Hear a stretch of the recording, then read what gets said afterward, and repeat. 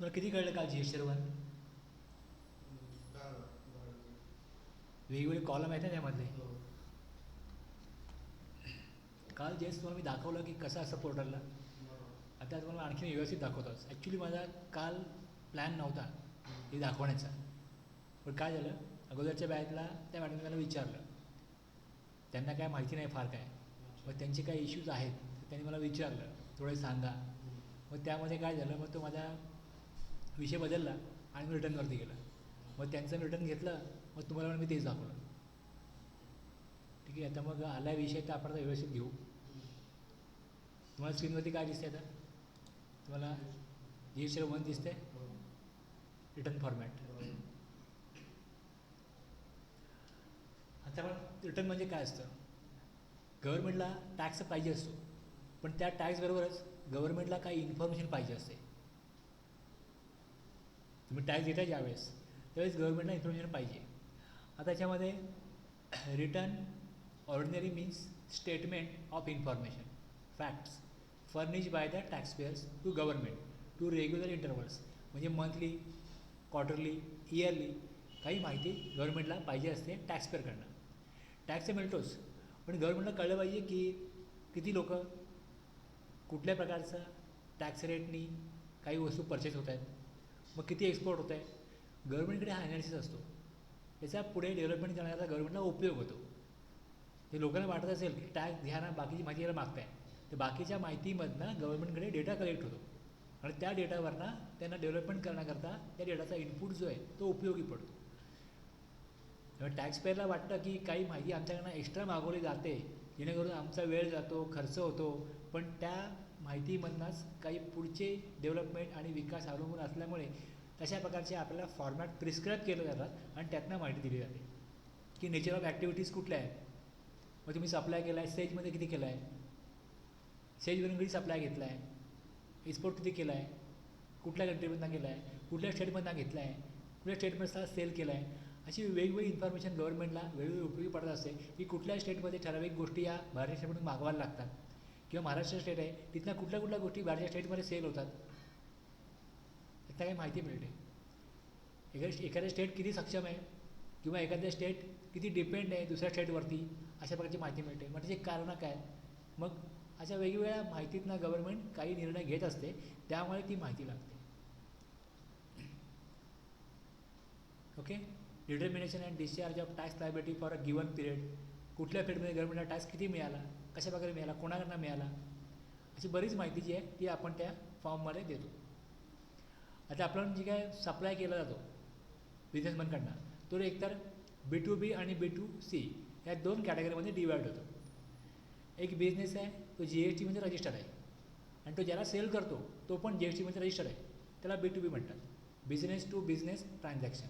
या केसमध्ये एक बिझनेस दुसऱ्या बिझनेसमधनं काय करतो, सप्लाय करतो किंवा टॅक्स कलेक्ट करतो, पण दुसरा बिझनेस त्याच टॅक्सवरती ITC क्लेम करतो. पण तेच दुसरा बिझनेस किंवा दुसरा जो व्यक्ती सप्लाय घेतो, इन्व्हर्ट सप्लाय घेतो, तो जर कन्झ्युमर असेल किंवा असा बिझनेसमॅन आहे तो GST मध्ये रजिस्टर नाही आहे, तर त्या केसमध्ये त्याला कुठल्याही प्रकारचा ITC मिळत नाही. रिसिपियंट इज कंझ्युमर और अनरजिस्टर्ड विल नॉट टेक और कॅनॉट टेक ITC. त्यामुळे आपल्याकडे जी इन्फॉर्मेशन आहे ती दोन कॅटेगरीमध्ये डिवाईड होते, एक म्हणजे B2B आणि दुसरी B2C.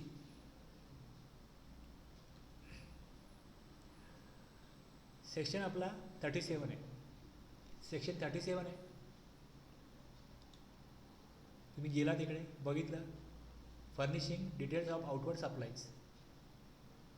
त्यामध्ये सबसेक्शन 1 आहे, तिकडे काय दिले बघा, every registered person other than an input service distributor, a non resident taxable person and a person paying tax under the provision of section 10. आता हे अदर दॅन म्हटलं आहे, अदर दॅन तेच तुम्हाला मी इकडे दाखवलं आहे ह्या प्रोव्हिजनप्रमाणे. हे बघा, except the following. Input service distributor आहे, ह्या इनपुट सर्व्हिस डिस्ट्रीब्युटरला काय रिटर्न GSTR 6 आहे, NRTPला GSTR 5 आहे. कंपोजिशन स्कीममध्ये 3 महिन्यांनी क्वार्टरली पेमेंट होतं, ते पेमेंट CMP 08 स्टेटमेंट असतं, ते CMP 08 कंपोजिशन स्कीममध्ये पेमेंट होतं आणि त्याचा GSTR 4 हा इयरली रिटर्न आहे कंपोजिशन स्कीमसाठी. GSTR 7 आपण TDS TCS बघितलं, त्याकरता त्यांचे फॉर्म्स आहेत. बस ह्यांच्याकरता GSTR 1 नाही, ह्यांच्याकरता GSTR 1 नाही. पण कॅज्युअल रजिस्टर्ड पर्सन म्हणून बघितलं, कॅज्युअल टॅक्सेबल पर्सन आहे आणि बाकी इतर आहेत, त्यांच्याकरता GSTR 1 आहे. बेसिकली जे आउटपुट सप्लाय करतात.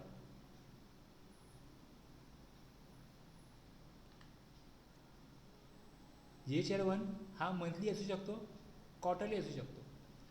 आत्ता अशी पद्धत आहे आत्ताच्या लॉमध्ये की जर का GSTR 1 क्वार्टरली असेल तर invoice furnishing facility IFF system आहे, ज्यामध्ये जे छोटे सप्लायर आहेत, म्हणजे गव्हर्नमेंटने काही 2 कॅटेगरी केल्या आहेत. एक म्हणजे 5 करोडच्या वरती आणि 5 करोडच्या खाली. 5 करोडपर्यंत त्यांना क्वार्टरली रिटर्न घेता येतो. 5 करोडच्या पुढे मात्र मंथलीच घ्यायला पाहिजे. ॲक्च्युली गव्हर्नमेंट लोकांना दाखवतं अशा प्रकारे की आम्ही तुम्हाला रिलीफ देतो आहे, पण खरंच रिलीफ आहे का? तर तुम्ही बघाल की रिटर्न क्वार्टरली केला, जे मंथली रिटर्न फाईल करतात त्यांना प्रत्येक महिन्यामध्ये पेमेंटही करायला लागतं गव्हर्नमेंटला, आणि या बाकीच्यांना पण मंथली पेमेंट करायचंच आहे, पण रिटर्न क्वार्टरली केलं आहे, पेमेंट मंथली केलं आहे. बरोबर आहे. पहिले कसं होतं की जर क्वार्टरली आहे तुम्ही क्वार्टरलीच करायचं, मंथली काहीच करायचं नाही. आता कसं केलं आहे गव्हर्नमेंटनी, क्वार्टरली केलं आहे पण इनडायरेक्टली मंथलीच आहे. कसं तुम्हाला सांगतो, तुम्ही सप्लाय केला, टॅक्स कलेक्ट केला, गव्हर्नमेंटचं म्हणणं टॅक्स भरा आता तुम्ही कलेक्ट केला तर. मग तुम्ही म्हणा मी इन्व्हर्ट सप्लाय पण घेतला, मग ठीक आहे तुम्ही हिशोब करा तुमचा टॅक्स किती बनतो, तुम्ही तेवढा टॅक्स आहे ना तुम्ही भरा. जानेवारी महिना आहे, मी कलेक्ट केला 100 रुपये टॅक्स, इन्व्हर्ट सप्लायमध्ये 80 रुपये पे केला, लायबिलिटी येते 20 रुपये, 20 रुपये पे केले. पण ना मी GSTR 1 भरला ना 3 भरला, लायबिलिटी पे केली. पण आता प्रॉब्लेम असा आहे, जर मी GSTR 1 मी काय समोरच्याकडून टॅक्स कलेक्ट केला आहे तर त्या व्यक्तीला क्रेडिट तेव्हाच मिळेल जेव्हा मी त्याचा इन्व्हॉइस अपलोड करेन, आणि GSTR 1 ते माझा क्वार्टरली आहे. मग गव्हर्नमेंटने सांगितलं आम्ही तुम्हाला सांगत नाही की तुम्ही IFFमध्ये किंवा तुम्ही GSTR 1 मंथली घ्या आणि पेमेंट करा, रिटर्न करा, आम्ही तुम्हाला सांगत नाही. तुम्ही क्वार्टरली घ्या, तुमच्या सप्लायरला क्रेडिट पाहिजे, तुमच्या रिसिपियंटला क्रेडिट पाहिजे ना, मग तुम्ही IFFमध्ये काय करा, ते इन्व्हॉइस अपलोड करा. IFFमध्ये इन्व्हॉइस अपलोड मी केले आणि तुम्ही GSTR 1मध्ये इन्व्हॉइस तुमचे अपलोड केले, तुमचं मंथली म्हणून काय फरक आहे? काम तर करावंच लागतं ना. आणि पेमेंट करायचं आहे, पेमेंटही करा. तुम्हाला जो टॅक्स बनतो ते पेमेंटही करा, म्हणजे मी पेमेंटही केलं. तुम्ही 3B करता, मी 3B क्वार्टरली करतो, पण पेमेंट मंथली करतो. आणि इन्व्हॉइस आहेत ते अपलोड करायचेच आहेत, कारण रिसिपेंट म्हणतो की तुम्ही जर का इन्व्हॉइस अपलोड नाही केली तर मला क्रेडिट नाही मिळणार, तुमच्याकडून मी सप्लाय घेणार नाही. गव्हर्नमेंटचं म्हणणं तर तुमचा प्रॉब्लेम आहे, आम्ही तुम्हाला फॅसिलिटी दिली आहे अप टू 5 करोड करा क्वार्टरली रिटर्न. आता त्याचा बेनिफिट कोणाला मिळतो? असे काही छोटे सप्लायर आहेत की ते वर्षभर बिझनेस नाही करत, कधी कॉन्ट्रॅक्ट मिळालं तर काम करतात, नाही मिळालं तर नाही करत, त्यांना फायदा मिळतो. या महिन्यात काही सप्लाय नाही, त्यामुळे काही इन्व्हर्ट सप्लाय पण नाही, किंवा इन्व्हर्ट सप्लाय आहे पण आउटपुट सप्लाय काय नाही, मग टॅक्स भरायला येत नाही. तुम्ही प्रोजेक्ट चालू केला, इन्व्हर्ट सप्लाय आला, पण ना तुम्हाला काय ॲडव्हान्स आहे नाही तुम्हाला काय पेमेंट करायचं आहे गव्हर्नमेंटला. कुठेही बऱ्याच प्रकारे तुम्ही इन्व्हॉइस नाही जनरेट केला, सेल बिल नाही भरवलं, बस काम चालू केलं. या महिन्यात काय नाही, पुढच्या महिन्यात तुम्ही सेल केला किंवा काय ॲडव्हान्स घेतला, त्याच्या पुढच्या महिन्यात काम चालूच आहे. जर का काय इन्व्हर्ट सप्लाय नाही आहे किंवा इन्व्हर्ट सप्लाय आहे तर गव्हर्नमेंटला टॅक्स द्यायचा नाही आहे, मीच टॅक्स दिला आहे सप्लायरला. आता माझा ITC कधी बनतो तेव्हा मी घेईन, रिटर्न क्वार्टरली करेन तेव्हा सांगेन मी की सेल आहे असेल तर असेल, अदरवाईज तिथे नसेल. असे जे लोक आहेत की ज्यांना मंथली जर प्रत्येक महिन्याला त्यांचं सेलचं बिल बनतंच असं नाही, त्यांना फायदा आहे.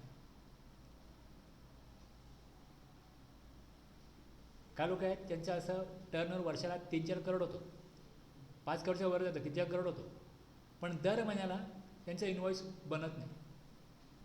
परचेस होईल पहिल्या महिन्यात, दुसऱ्या महिन्यात परचेस होईल, तिसऱ्या महिन्यात परचेस होईल, चौथ्या महिन्यात काय होणार आहे ते त्यांच्या रेसिपियंटला बिल देतात किंवा थोडंफार काम झालं आहे, आता पेमेंट करा थोडंफार, एक लेवलपर्यंत काम झालं आहे.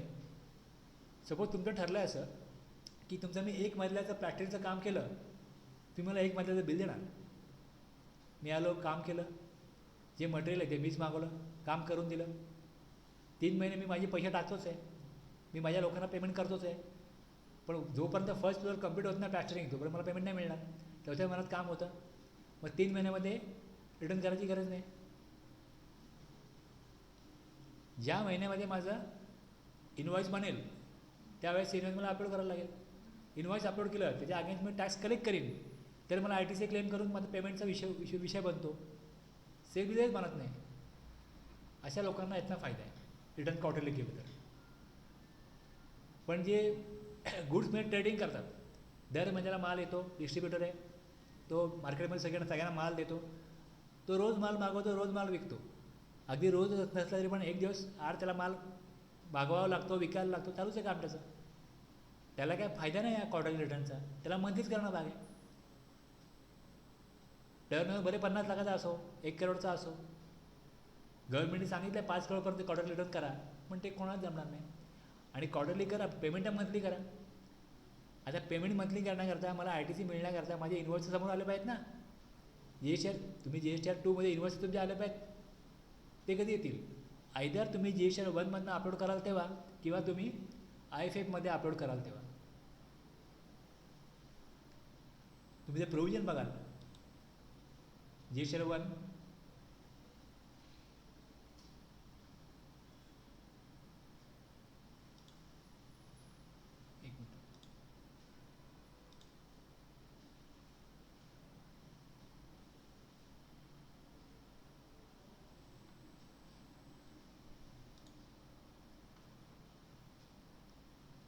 इथे फॉर्म आहे ना.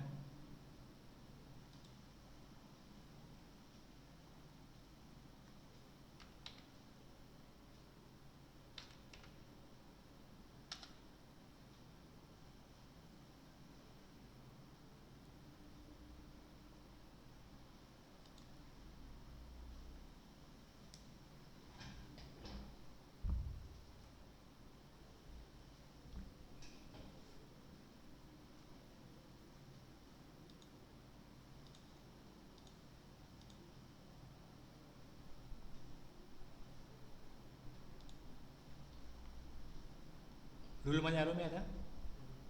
रूल किती आहे?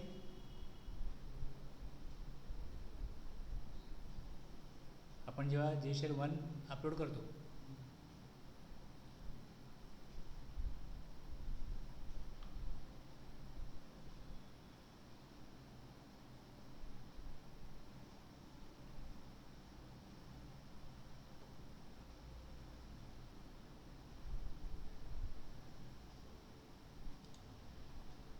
$59 दिसतंय.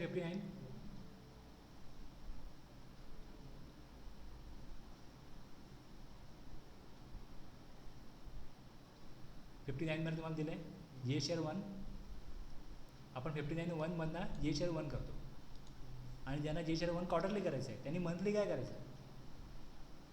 The registered person required to furnish return for every quarter under provision to subsection 1 of section 39 may furnish the details of such outward supply of goods or services both to registered person as he may consider necessary for the first and second month of a quarter up to a cumulative value of 50 lakh rupees in each of the months using invoice furnishing facility IFF. Hereafter in this notification referred to as the IFF electronically on the common portal duly authenticated in the manner prescribed under rule 26 from the first day of month succeeding such month till the 13th of the said month. महिना संपला ना का 13 तारखेपर्यंत. काय सांगितलं आहे? आम्ही सांगत नाही.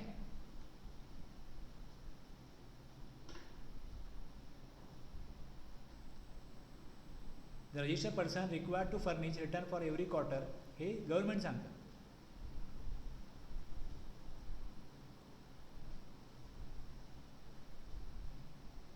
आणि जर त्याला वाटत असेल as he may consider necessary for the first and second month of quarter. त्याची गरज असेल तर त्यांनी करावं. लॉ त्याला फोर्स करत नाही. मला सांगतात करू नको आणि तुम्हाला सांगतात त्यांनी नाही केलं ना तुझा ITC मिळणार नाही. बरोबर आहे. ही दंडुका तुम्हाला दाखवणार, मला सांगणार बिंदास राहा क्वार्टरली कर, आणि तुम्हाला सांगणार तुझा ITC मिळणार नाही. म्हणजे तुम्ही मला बोलणार मला ITC मिळत नाही, तू इनवॉइस दाखव, IFFमध्ये दाखव. पहिले कसं होतं क्वार्टरली आहे ना, मी बोलायचो अरे क्वार्टरली माझा बिझनेस नाही एवढा, मला टर्नओव्हर नाही एवढा, मला परवडत नाही. आता गव्हर्नमेंटने सांगितलं तुमचं क्वार्टरलीच राहील. पण आता त्याला सांगितलं, आता आम्ही त्यांना दिलेलं आहे ऑप्शन, ते IFFमध्ये टाकू शकतात. आता तुम्ही टाकायला लावा त्यांना. पूर्वी काय व्हायचं की मग आता काय नाहीच आहे, गव्हर्नमेंटने काय केलंच नाही आहे, तर मग तेवढं ITC घेत नव्हते. सप्लायर काय करायचे तेवढं ITC घेत नव्हते. तर ठीक आहे रिसिपेंट तेवढं ITC घेत नव्हते. क्वार्टरली आपलं होईल ना तेव्हा आपण टाकू, थोडी अमाऊंट काय करू आपण आता भरू, पुढे आपल्याला क्रेडिट मिळेल मग. पण आता त्या गव्हर्नमेंटने अशी फॅसिलिटी दिली, कारण त्या लोकांचं काय व्हायला लागलं कॅपिटल ब्लॉक व्हायला लागला. 2 महिने जास्त पैसे भरायला लागतात. ITC असून पण घेता येत नाही कारण रिटर्न होत नाही. क्वार्टरली होईल तेव्हा मग आपण रिटर्न घेऊ. मग 1 महिना भले आपलं काय होईल क्रेडिट लेअरला अमाऊंट राहील, पण 2 महिने काय करायला लागतं स्वतःच्या पॉकेटमधून पैसे भरायला लागतात, आणि ओव्हर टॅक्स भरण्याकरता सप्लायरला पेमेंट करायला लागतं टॅक्सचं. सप्लायर टॅक्सचं पेमेंट करतो पण यांना तर काय ITC मिळत नाही. अशा याच्यामध्ये 3B मंथली होता पहिले, GSR 1 क्वार्टरली होता. ह्याचे काय केलं 3B पण क्वार्टरली, GSR 1 पण क्वार्टरली, पण IFF काढलं. आता IFF काढल्यामुळे आणि पेमेंट सांगितलं करायला, जर तुम्ही टॅक्स कलेक्ट करता ना पेमेंट पण द्या. तुम्हाला दिसतंय क्वार्टरली आहे, प्युअरली क्वार्टरली आहे नाही ना. पेमेंट मंथली 3B आपण पेमेंट करतच होतो. आणि GSR 1मध्ये जसे इनवॉइस अपलोड करतो तसं इथे हे दिलेलं आहे की 39(1) प्रोविजो आहे, द रजिस्टर्ड पर्सन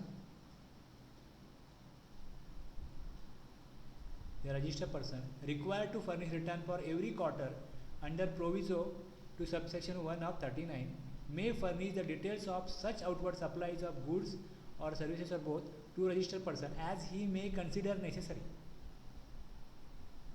पहिल्या आणि दुसऱ्या महिन्यात काय करा तुम्ही अप टू 50 लाखापर्यंत अमाऊंट दिली त्यांनी.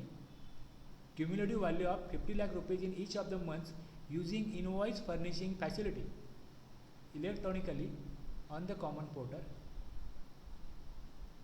करू शकतो. आणि त्यांना डेट काय दिले टिल द 13. GSR 1ला किती आहे 11 तारीख आणि यांना 13 आहे. हे इनवॉइस अपलोड होते. रूल 59 तुम्ही आपण जेव्हा बघतोय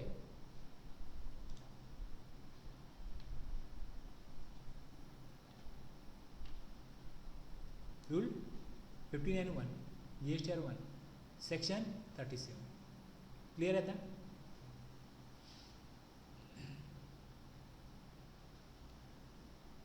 आपण टॅलीत बघितलं आहे. आपण गेलो इकडे कंपनी बनवली, GST रिपोर्ट काढला, सॉरी इथे GST रिपोर्ट 1 1/7 31/7. आता बघा इकडे B2B आहे ना, B2C स्मॉल. मी मला सांगितलं तर तुम्हाला काय आठवतं का याच्यामध्ये मला सांगा. B2C लार्ज आणि B2C स्मॉलमध्ये काय फरक आहे. B2C लार्जमध्ये 5 लाखाच्या वरती यांचा इन्व्हेस्ट बंद असेल, नाही 2.5 लाखाच्या वर, तर ते लार्जमध्ये 2.5 लाखाच्या वरती इनवॉइस आहे. B2C म्हणजे अनरजिस्टर्ड पर्सनचं 2.5 लाखाची अमाऊंट आहे, बरोबर आहे. एक अमाऊंटचं लिमिट 2.5 लाख. दुसरं रिसिपियंटचा टाईप अनरजिस्टर्ड, आणि मग सप्लाय टाईप इंटरस्टेट का इंट्रास्टेट, इंटर का इंट्रा, राज्यामध्ये का राज्याबाहेर, राज्याबाहेर. ह्या 3 कंडिशन आहेत. B2C लार्ज केव्हा येतं सप्लाय हा राज्याबाहेर व्हायला पाहिजे 2.5 लाखाहून जास्त व्हायला पाहिजे आणि अनरजिस्टर्ड पर्सनला व्हायला पाहिजे, तर तो B2C मध्ये जाईल. आणि जर राज्यामध्ये 5 लाख आहे, 10 लाख किती पण असेल, तर तो स्मॉलमध्येच जाईल. आणि ज्यावेळेस तुम्ही इकडे लार्जमध्ये टाकता त्यावेळेस तुम्हाला इनवॉइस वाईज इन्फॉर्मेशन द्यावी लागते. आणि जेव्हा स्मॉलमध्ये आहे तेव्हा इन्फॉर्मेशन एंटर केलं अशा प्रकारे स्टेट टाका, टॅक्सेबल अमाऊंट टाका, रेट टाका किती आहे. जर स्टेट इंटरस्टेट आहे, वेगळं स्टेट येईल, अमाऊंट तुमची 2.5 लाखापेक्षा कमी आहे, अनरजिस्टर्ड पर्सनला आहे, ती अमाऊंट येईल. रेट वाईज, स्टेट वाईज द्यायचं. आणि याला शब्द काय, कन्सोलिडेटेड डिटेल्स.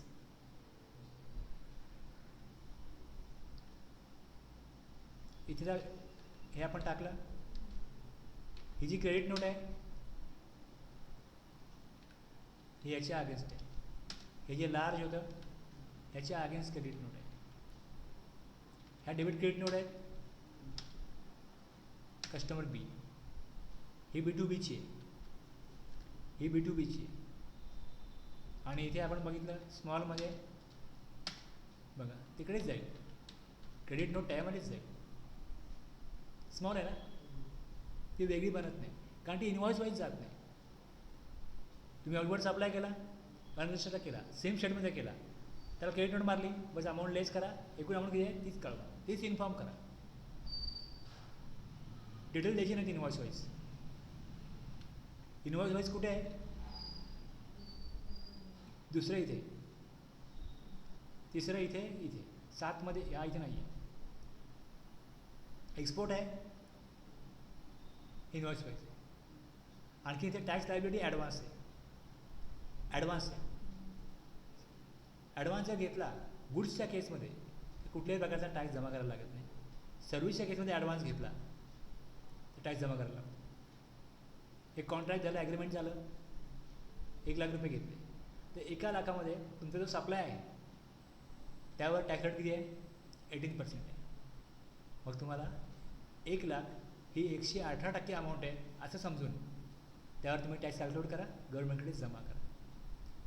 समजा माझी 5 लाखाची सर्व्हिसची व्हॅल्यू आहे, म्हणजे मला 5 लाखावरती 18% प्रमाणे 90,000 टॅक्स कलेक्ट करायचं आहे. मी इनवॉइस बनवीन, 3 महिन्यांनी काम माझं कंप्लीट होईल.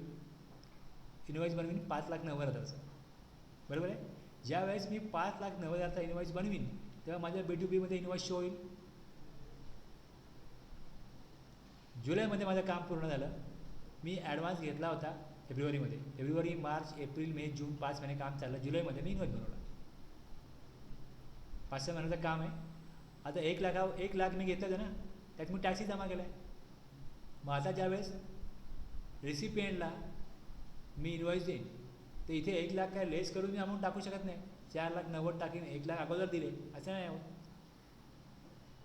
इनवॉइस किती रुपयाचा बनला, टॅक्सेबल व्हॅल्यू 5 लाख, टॅक्स 90,000.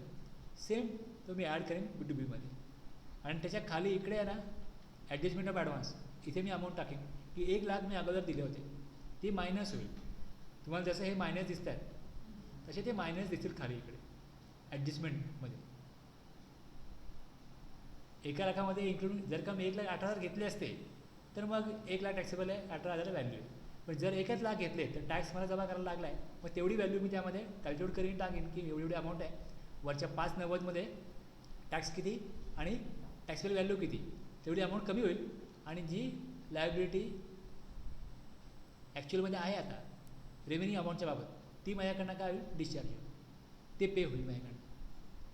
मग त्याप्रमाणे तुम्हाला एंट्री करायला लागेल, त्याप्रमाणे तुम्हाला इथे रिपोर्टिंग करायला लागेल. ॲडव्हान्स घेतला नाही तर काहीच नाही. ॲडव्हान्स गुडफर नाही आहे, ॲडव्हान्स सर्व्हिसवर आहे. आणि बाकी नील रेट, फ्रूट्स आहेत, व्हेजिटेबल्स आहेत, मिल्क आहे, फिश आहे, हे सगळं नील रेटमध्ये आहे. ते खाली आहे. नील रेट असतो, एक्झॅम्प्ट असतो आणि non taxable. Non taxable petrol विकला, वाईन विकली, अशा काही गोष्टी केल्या नॉन टॅक्सेबल.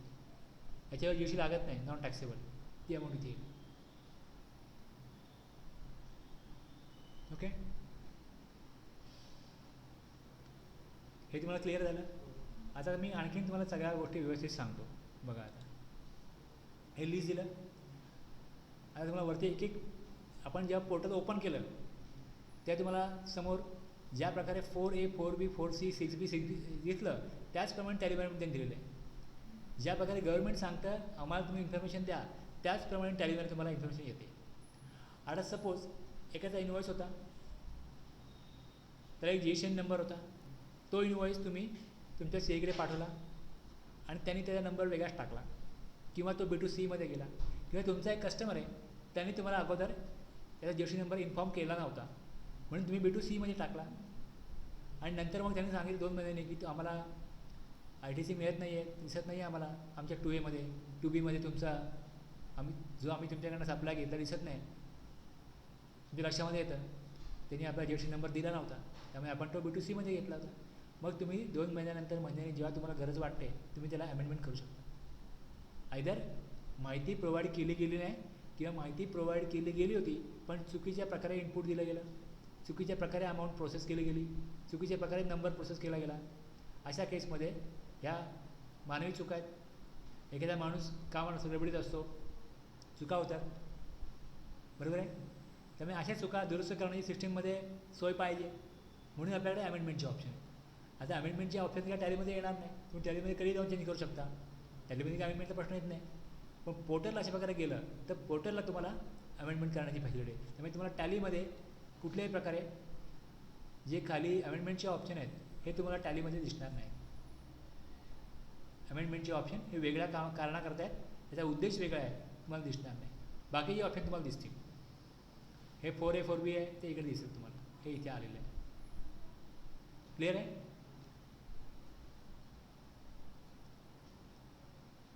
आता बघा इकडे सगळे कॉलम काय एका स्क्रीनवरती बसणार नाही. त्यामुळे आपण पहिल्या पार्टमध्ये 6 घेतले. त्याच्यामध्ये हा जो आहे हा नॉर्मल आहे.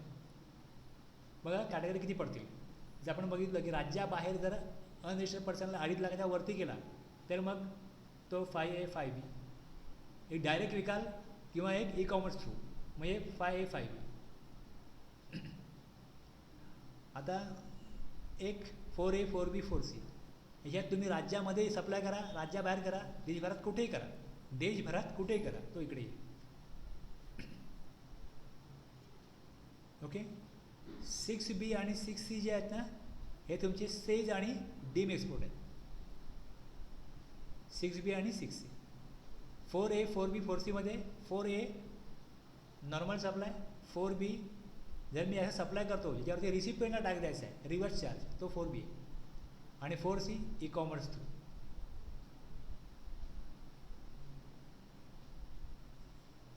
हे मला माहिती आहे, माझ्या लक्षात आहे, मी तुम्हाला सांगू शकतो. पण तुम्हाला समजा बघायचं असेल, तुम्हाला मी फॉर्म दाखवला होता, मी फॉर्म ठेवला आहे पुढे, पुढच्या स्क्रीनवर तुम्हाला फॉर्म दिसेल. ओके. पुढे यांच्या बाबतीमध्ये जर का क्रेडिट नोट बनवायची म्हटली तर इथे दिले आणि जो इथे आहे त्याची क्रेडिट नोट इथे आहे. देशाबाहेर माल गेला एक्सपोर्ट आहे. बस ह्या 5 कॅटेगरी आहेत, ह्या 5 कॅटेगरी. आता याच्यामध्ये अमेंडमेंट करायची म्हटली तर इथे अमेंडमेंट B2B इन्व्हॉइस. तुमचा जो रिसिपियंट आहे तुम्ही इन्व्हॉइस जो बनवला जसं नंबर चुकला, अमाऊंट चुकली, काही खरं जी आपण क्रेडिट नोट जर अमाऊंट चुकली माझी किंवा अमाऊंट वेगळी पाहिजे होती तुम्ही क्रेडिट नोट बनवू शकतो. पण जर नंबरच चुकला तर मग नंबर बदलण्याकरता मग अमेंडमेंट होते, त्याकरता अमेंडमेंट आहे. नेक्स्ट आत्ताची माहिती आपण सांगितली की काय होतं 4A 4B 4C मध्ये, तेच तुम्हाला खाली दिले. रजिस्टर्ड पर्सन तुम्ही जेव्हा सप्लाय कराल त्या करताय. लार्ज इन्व्हॉइस 2.5 लाखाचं आपलं लिमिट आहे. Okay. Invoice for taxable outward supplies to consumer where place of supplies other than state where the supplier is located and invoice value is more than 2.5 lakh. मला इकडे ही माहिती दिलेली आहे. नेक्स्ट ते 5 column बघितले त्यात एक तुम्हाला अमेंडमेंट इथे होती, बाकी आता अमेंडमेंट जे आहेत ते तुम्हाला पुढे दिसतील. लार्जला अमेंडमेंट करायचे इथे करा, एक्सपोर्टला अमेंडमेंट करायची इथे करा. क्रेडिट डेबिट नोट रजिस्टर पर्सनला अमेंडमेंट इथे करा.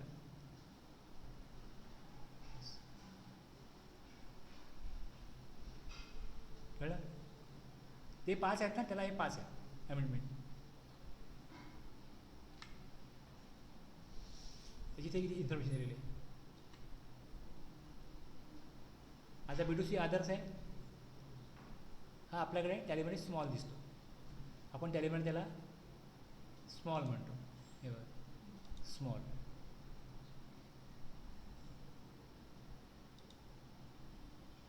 नील रेटेड ॲडव्हान्स,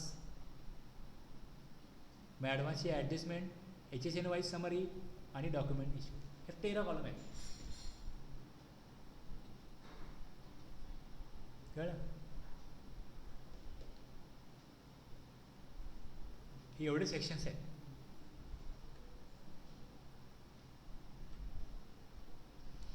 आता अमेंडमेंट ॲडव्हान्सची, अमेंडमेंट ॲडजस्टमेंट ऑफ ॲडव्हान्सची, अमेंडमेंट B2C अदर्सची, एवढे कॉलम येतील.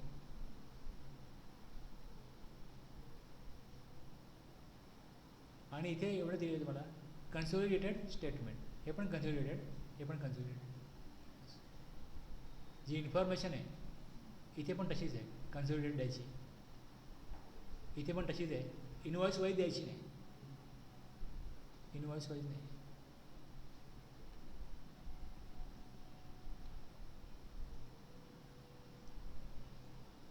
वन टू थ्री मध्ये आपलं काय होतं? GST आहे, लिगल नेम, टर्नओव्हर किती आहे हे येतं.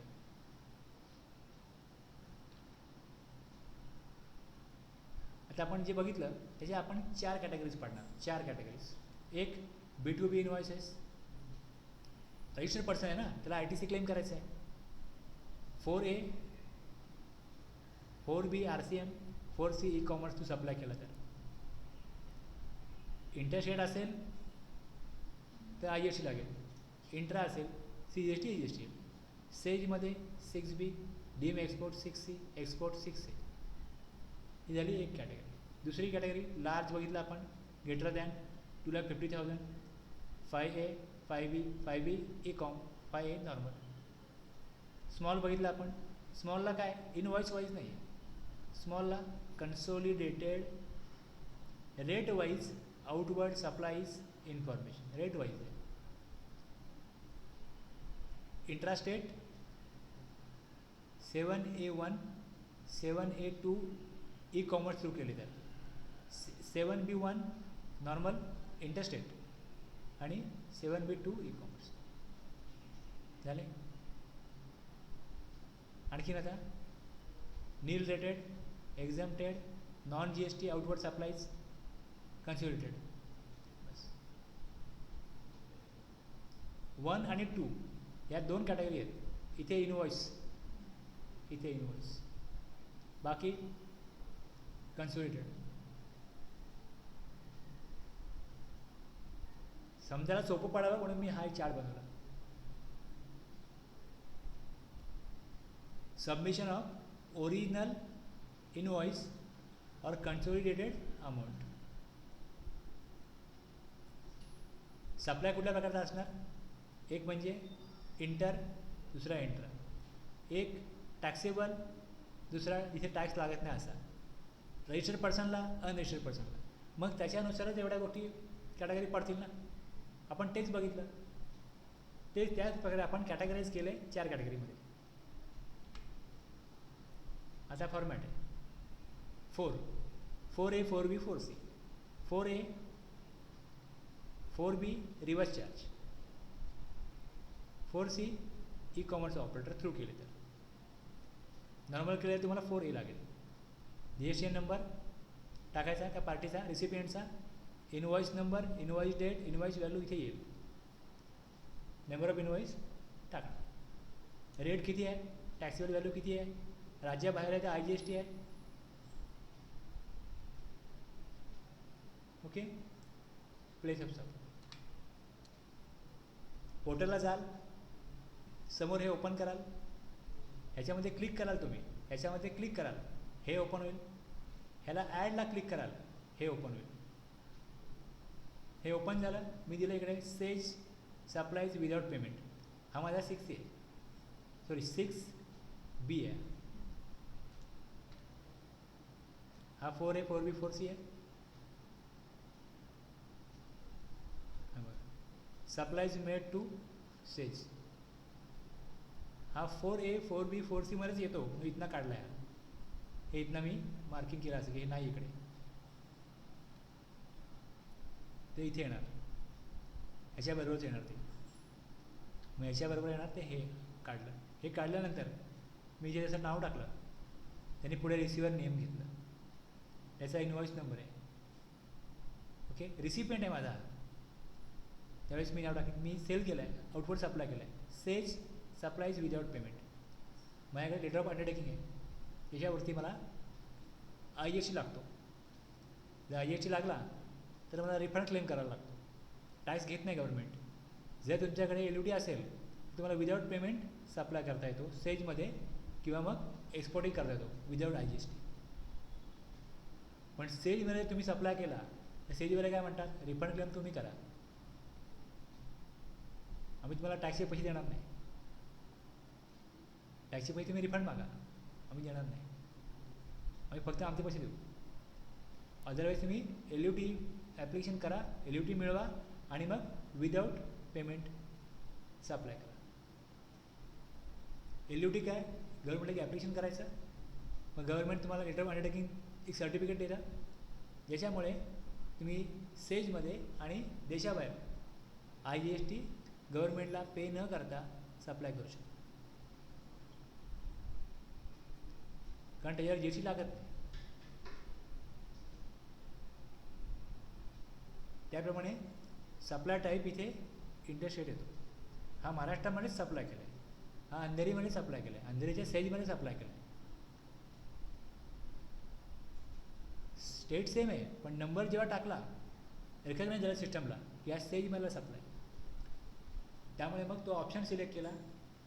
त्यामुळे इथे इनवॉइस व्हॅल्यू विचारलेली आहे.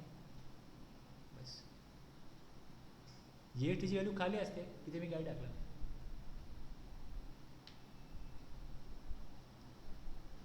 असे इनवॉइस बनतील. तुम्ही ॲड केल्यानंतर तुम्ही ओपन कराल, तुम्हाला इकडे 1 2 3 टॅब दिसतील. तुम्ही याला क्लिक कराल, तुम्हाला इकडे 11 इनवॉइस आहेत, एक एक ओपन दिसतील. लार्ज आहे 5A 5A. मी तुम्हाला हे पाठवलं ना, तुम्हाला मिळालं नाही. बस हे एकदम तुम्हाला उपयोगी आहे, हे तुमच्या माइंडमध्ये फिट झालं पाहिजे. 4A 4B 4C काय, 6B 6C काय, तुम्हाला फॉर्म इझी वाटेल. मग अमेंडमेंट कॉलम आहेत ते रोज लागत नाहीत, ते सोडून द्या. तुमच्याच आपल्या कुठल्या टाईपचं आहे, B2B आहे, B2C सोडून द्या. सगळ्या प्रकारच्या टॅक्स पेअर करता ते आहे, सगळ्या प्रकारचे टॅक्स पेअर पर्सन करता आहे. तुम्हाला जे सूट होईल तेवढं तुम्हाला वापरायचं आहे. समोर तुम्हाला बरेच कॉलम दिसतात, सगळे कॉलम तुमच्या उपयोगाचे नाही आहेत. तुम्ही नील डेट सप्लाय करत नाही, तुमच्या कामाचं नाही. तुम्ही राज्याबाहेर सप्लायच करत नाही, तुम्हाला मग हा 2.5 लाखाचा कॉलमच कामाचा नाही. सोडून द्या. त्यामध्ये अशा प्रकारे इनवॉइस टाकला, इनवॉइस डेट टाकली, इनवॉइस वाईज इन्फॉर्मेशन द्यायला लागते. राज्याबाहेर आहे, अनरजिस्टर आहे, लार्जमध्ये गेला, 2.5 लाखाहून जास्त इनवॉइसची व्हॅल्यू आहे. एक्सपोर्ट आहे, एक्सपोर्टला नाव आहे झिरो रेटेड सप्लाईज म्हटलं तर एक्सपोर्ट. सेजमध्ये किंवा एक्सपोर्टमध्ये जो सप्लाय केला जातो त्याला नाव आहे झिरो रेटेड सप्लाय. यावर टॅक्स लावला जात नाही. टॅक्सेबल प्रॉडक्ट आहे पण त्याच्यावर टॅक्स लावला जात नाही, गव्हर्नमेंट यावर टॅक्स घेत नाही, म्हणून तो झिरो रेट सप्लाय. त्याची डेफिनेशन आहे, मी घेऊन सांगितलं तुम्हाला. कळलं. B2B 6A 6B 6C याच्यामधला आता आपण हा 6A बघतो. 6B आणि 6C आपण 4A 4B 4C मध्येच घेतले. एक्सपोर्ट इनवॉइस समोर असं ओपन होईल, याला तुम्ही क्लिक कराल, ॲड डिटेलला क्लिक कराल. बघा इनवॉइस नंबर टाका, इनवॉइस डेट टाका. एक्सपोर्ट तुम्ही करणार, कशा प्रकारे एक्सपोर्ट करणार, कस्टम थ्रू एक्सपोर्ट होतं, कस्टम थ्रू एक्सपोर्ट होतं. मी तुमची आपली होडी काढली, बसले, चालले, एक्सपोर्ट असं होत नाही ना. तुम्ही समजा एरोप्लेनमध्ये एखाद्या माणसाला पडवा माल घेऊन जा, लिमिट असतं, ठराविक वजनाच्या वरती माल कोण घेऊ जाऊ शकत नाही. मग जर तुम्हाला एक्सपोर्ट करायचं आहे, कस्टमर घेऊन जा. मग कुरिअर कंपनी आहे, कोण कसा प्रकारचा माल जाणार आहे, कोणाला ऑथॉरिटी तो माल नेण्याची, त्या ऑथॉरिटीकडे तुम्ही माल द्या. मग ती ऑथॉरिटी सांगेल की अशा प्रकारे एक कस्टमर आहे, तो वेगळ्या देशामध्ये आहे, त्यांनी मला कॉन्टॅक्ट केलं, त्याला हा माल पाहिजे, त्याला पाठवायचा आहे. मग बस, मग तुम्हाला तिकडे पोर्ट कोड जो असतो, हे गव्हर्नमेंटची जी ऑथॉराइज ऑफिस आहे, याच्या थ्रू हे सगळं प्रोसेसिंग होतं. त्या पोर्टचा कोड, शिपिंग बिल, डॉक्युमेंट ते बनवतील, कुठल्या प्रकारचा माल, GST नंबर काय तुमचा, कोणी पाठवला आहे, कोणाला पाठवला आहे, ही सगळी इन्फॉर्मेशन डॉक्युमेंट तुम्हाला मिळेल. शिपिंग बिल, त्यावर डेट येईल, shipping bill date, total invoice value.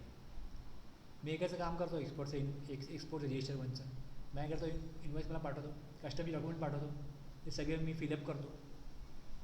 जसं मी फिलअप करतो, इथे मला इथे इंटरेस्टेड विथ पेमेंट का विदाउट पेमेंट, माझ्याकडे LUT आहे, तर मी पेमेंटचा ऑप्शन चेंज करतो, विथ पेमेंटच्या ऐवजी विदाउट पेमेंट टाकतो. मग खाली मला GSTची अमाऊंट टाकायला लागत नाही, LUT नंबर आहे, कळलं. इकडनं मला सिलेक्ट करायला पाहिजे विदाउट पेमेंट, इथे बघा इथे ऑप्शन सिलेक्ट करा. पुढे 7A इंट्रास्टेट सप्लाईज. ही माहिती कशी आहे, इनवॉइस वाईज आहे का कन्सोलिडेटेड आहे, consolidated rate wise outward supplies.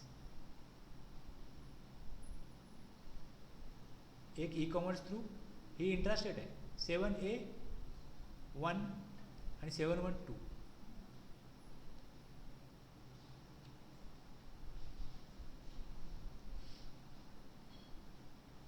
त्याला क्लिक केलं, ओपन होईल. टाका तुम्ही स्टेट कुठले, इंट्रास्टेट, रेट 18%, सेंट्रल स्टेट टाका, सेव्ह करा. सेव्ह केलं का असं दिसेल, असं येईल. हा माझा रेट 18 झाला. मी पुन्हा ॲडला क्लिक करीन, जर मी ॲडला परत क्लिक केलं अशीच विंडो ओपन होईल. मग मी इथे 12 घेईन, 5 घेईन, खाली असे रो वाढत जातील.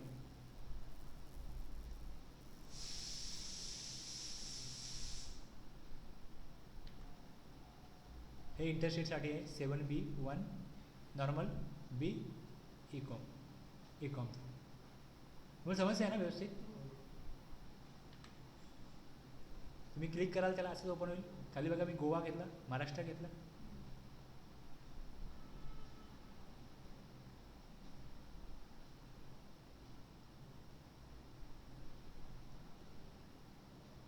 मी अगोदर ते टाकलं होतं ना महाराष्ट्र, त्याच्यावरती तर गोवा आला, असं वाढत जाईल ते.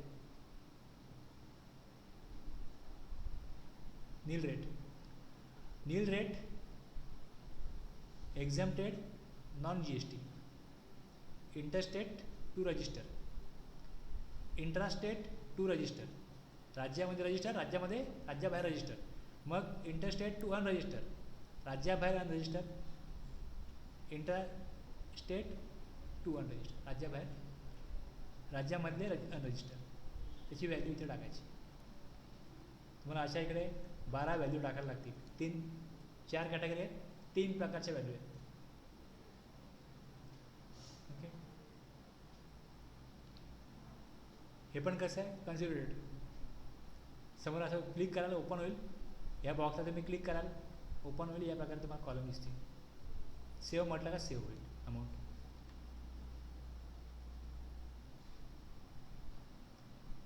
अमेंडमेंट आहे,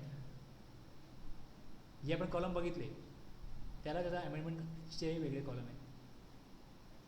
9A correction in invoice, 9B supplementary invoice, 9C correction in 9B. एक तुमचा मुख्य इनवॉइस आहे, त्याला तुमच्याकडे क्रेडिट नोट आहे, बरोबर आहे. क्रेडिट नोटमध्ये पण तुमचा मिस्टेक झाला तर ते कॉलम दिले तिकडे. करेक्शन इनवॉइसमध्ये कसं येतं बघा, 4A 4B 4C 5A 5B 6A 6B 6C हे तुमचे मुख्य इनवॉइस आहे. तुम्ही त्याला काय करता, त्यामध्ये काय अमाऊंट चुकली, गुड्स परत आले तर debit note, credit note, refund हे सगळं आहे. Amendment to debit note, debit credit note किंवा रिफंड.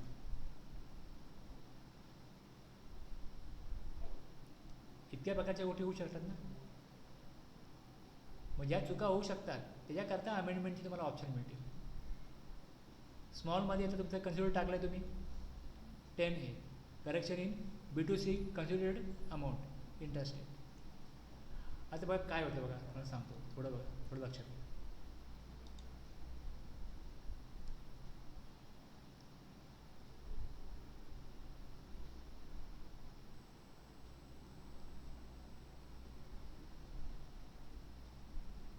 तुमची B2B सप्लायची टॅक्सेबल व्हॅल्यू समजा आली इकडे 1 लाख. आपण समजा याला 1 लाख घेऊ राऊंड फिगर. ह्याच्यावर GST आहे, CGST, AGST 6,000 हे 12%चं मटेरियल आहे, बरोबर आहे. आता याच्यामध्ये B2C पण तुमच्याकडे 1 लाख आहे, ह्याच्यावरती पण सेम टॅक्स लागला, बरोबर आहे. या B2C मध्ये तुमच्याकडे 10 इनवॉइस आहेत. एक्झाम्पल असं होत नाही कधी, 10,000चे 10 इनवॉइस आहेत. हे तुम्ही अशा लोकांना सप्लाय दिला आहे ज्याने तुम्हाला GST नंबर प्रोव्हाइड नाही केला. आता याच्यामधला एक पर्सन आहे, तो येऊन तुम्हाला सांगतो की माझा GST नंबर, तुम्ही GST जमा केला गव्हर्नमेंटला, मला ITC मिळत नाही आहे, मला दिसत नाही माझ्या 2A मध्ये. तुमच्या लक्षात येतं त्यांनी आपल्याला GST नंबर दिलाच नव्हता. तुम्ही त्याला सांगता की तुम्ही GST नंबर दिलाच नाही, ठीक आहे, मिसकम्युनिकेशन झालं असेल, आता GST नंबर घ्या आणि आता मग मला ITC मिळेल बघा, असं होईल का? बरोबर आहे. अकाउंटंटला काय माहीत नसतं, अकाउंटंट त्याच्यात CAला विचारतो की असं झालेलं आहे, काय होईल? तो होईल अमेंडमेंट, त्याला मेल ITC, त्याला सांगा पुढच्या महिन्यात तुझ्या 2B मध्ये येईल, आम्ही करतो या महिन्यात. मागच्या महिन्याचं आहे ना, मागच्या महिन्यात 2A मध्ये येईल आणि या महिन्यात अमेंडमेंट केली की ज्या 2B दिसेल तुला या महिन्यात होऊन जाईल, बरोबर आहे. आता तुमचं जूनचं हे प्रकरण आहे. जूनचं तुम्ही जूनमध्ये B2B मध्ये 10 इनवॉइस टाकले, व्यवस्थित सगळे GST number, invoice number, date, माहिती सगळी टाकली, बरोबर आहे ना. आता ॲक्च्युली हे 1,10,000 गेले असते जर त्या व्यक्तीने तुम्हाला अगोदरच माहिती दिली असती. 1,10,000 गेले असते. आणि इथे 6,600चा तुम्ही CGST, 6,600चा AGST दिला असता. आणि इथे तुम्ही 90,000 टाकले असते आणि इथे तुम्ही 5,400 AGST दिला असता. इथपर्यंत तुम्हाला आकडे क्लिअर आहेत ना. आता मागच्या महिन्यात काय झालं, चुकीची माहिती दिल्यामुळे 2 लाखाचा सप्लाय होता, पण B2B आणि B2C मध्ये गडबड झाल्यामुळे आपण ती आपल्याकडे उपलब्ध असलेल्या माहितीप्रमाणे डेटा अपलोड केला गेला. आता अमेंडमेंटला तुम्ही काय करणार, तुम्ही अमेंडमेंटच्या कॉलममध्ये जाणार आणि तिकडे जाऊन तुम्ही इन्फॉर्म करणार की अगोदरचा पिरियड कुठला पिरियड आहे. आता जून आहे ना, ते एप्रिलचा होता का जूनचं, मेचं होतं, सपोज मेचं होतं. मग तुम्ही सांगाल की मेच्या पिरियडमध्ये आम्ही रिपोर्ट केले 1 लाख, ते 90,000 करा. तुम्हाला समोर दिसतं तिकडे कुठला पिरियड आहे, 1 लाख. तुम्हाला तो 1 लाख दाखवेल तिकडे. तुम्ही जसं जे महिना टाकाल त्या महिन्यात तुम्ही काय अपलोड केलं आहे, B2C मध्ये किती अमाऊंट दिली, तिकडे तुमचा रेट वाईज आहे ना.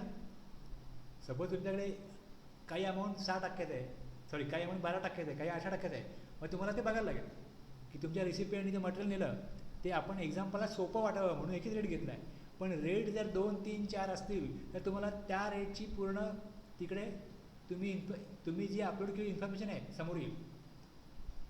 तुम्हाला ते आकडे दिसतील. तिकडे तुम्हाला आकडा येईल 90,000. तुम्ही सांगाल इथे आकडा 1,00,000 येईल, तुम्ही सांगाल 90,000 आहे, तुम्ही 10,000 कमी करा. बरोबर आहे. आणि इथे इकडे जे 1,00,000 आहेत त्यात तुम्हाला एक इनवॉइस ॲड करायचं आहे. ते तुम्ही या महिन्यामध्ये तुमचा जो 4A 4B 4C असतो ना, जो त्या 4A मध्ये तुम्ही अगोदरच्या महिन्यामध्ये त्याला जो इनवॉइस नंबर दिला आहे तो नंबर, त्याची डेट, अमाऊंट टाका.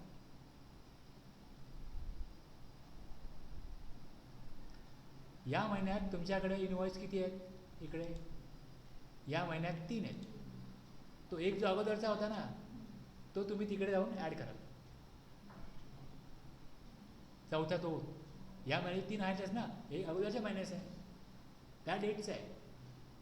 त्याचा आपण टॅक्स जमा केला गव्हर्नमेंटकडे, पण इन्फॉर्म नव्हती केली त्याची इन्फॉर्मेशन. ती कशी करणार इन्फॉर्म? ती याच महिन्यात करणार. कुठल्याही अमेंडमेंटच्या कॉलममध्ये तुम्ही जाणार नाही ह्याच्याकरता, अमेंडमेंटच्या कॉलममध्ये जाणार नाही, जस्ट टाकणार त्या महिन्याचं. आणि B2C मधला 1,00,000ची अमाऊंट मी केली 90,000, ती मात्र अमेंडमेंटमध्ये जाईल, ती मात्र अमेंडमेंटमध्ये जाईल.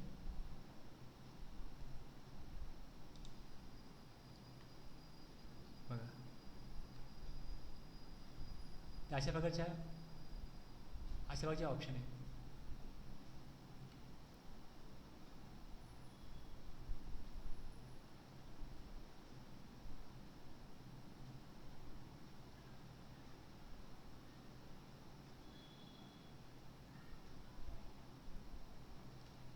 मला एक कॉलम दिसते.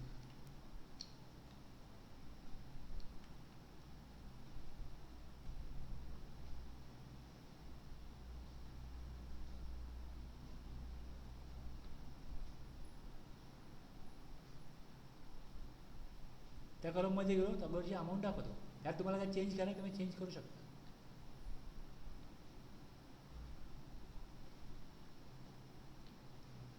तुम्ही जे रेग्युलर करता ना ते करणं सोपं. अमेंडमेंटला फार डोकं चालवावं लागतं. नक्की काय फरक पडेल, कुठे फरक पडेल हे तुम्हाला असा डॅम कॉन्फिडन्स असेल ना तोपर्यंत तुम्ही अमेंडमेंटला हातच लावू नका. फार गुंतागुंतीचं आहे. रेग्युलर काही नाही आहे. मी फर्निचरचं काम केलं ना, तो फर्निचरवाला म्हणतो तुम्ही मला टेबल बनवायला सांगितलं, टेबल बनवा 4 फूट रुंद, 3 फूट असं पाहिजे, हाईटला एवढं पाहिजे. पण तुम्ही मला सांगा आता की मला 1 फूट कमी करून दे, सगळं कापा, त्रासदायक होतं म्हणतो खूप. फर्निचर तुमचं म्हणतो मी ह्या जागेवरून काढलं आणि तुम्ही शॉप चेंज केला, दुसरीकडे नेलं आणि तिथे त्या जागेप्रमाणे ॲडजस्ट करा म्हणतो. इथे डोकं चालवावं लागतं. नक्की कुठं कमी करू, कसं बसवते, कसं आहे. तुम्ही कोणाला विचारा, अल्टरेशन जे अशा प्रकारचं असेल तर अल्टरेशन त्रासदायक होतं. थोडा अनुभव लागतो तुम्हाला.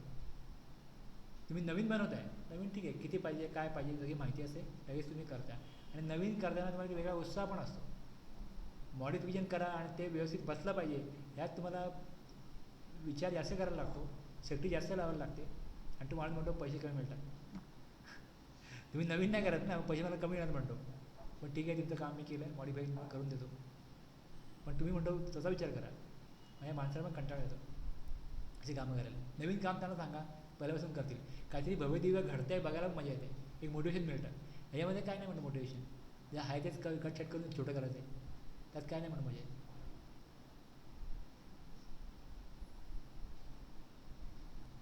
त्यामुळे थोडा तुम्हाला हा कॉम्प्लिकेटेड भाग आहे. तुम्ही जसं काम कराल आणि तुम्हाला जसं काय अशी गरज निर्माण होईल त्यावेळेस तुम्हाला तो ऑप्शन कसा वापरायचा याचा विचार करून तुम्ही वापरू शकता. हा माझा अनुभव आहे की मला जेव्हा मी सुरुवातीला करत होतो किंवा अजूनही बऱ्याच लोक सांगतात की अमेंडमेंट कशी करू, काय करू, थोडं त्रासदायक पडतं.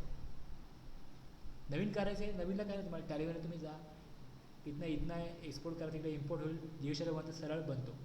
आणि इव्हन तुम्ही मॅन्युअली जरी केलात, एक इनवॉइस आहे ॲड केला, 2 आहेत, 3 आहेत, 4 आहेत, ठीक आहे. माझ्या अगोदर काय केलं आहे त्याच्यावरती काय फरक पडेल, मग त्याच्यामुळे 3Bत काय फरक पडेल, आपला टॅक्स वाढत नाही ना, असे अनेक प्रश्न निर्माण होतात. मग तुम्हाला क्लॅरिटी पाहिजे, कुठला इम्पॅक्ट कुठे कसा पडतो. आणि परत तुम्हाला या बेसवरती एक इयर रिटर्न भरायचं आहे, ॲन्युअल रिटर्न. मग त्याच्यामध्ये काय इफेक्ट जाईल, तिकडे काय दाखवेल, तिकडे काय विचारेल, तिथे काय रिपोर्ट करायचं. आता आपण काहीतरी करू आणि मग तो भरताना आपल्याला प्रॉब्लेम आला तर मग गव्हर्नमेंटने काय क्युरी काढली तर काय उत्तर द्यायचं, हे सगळे प्रश्न पडतात.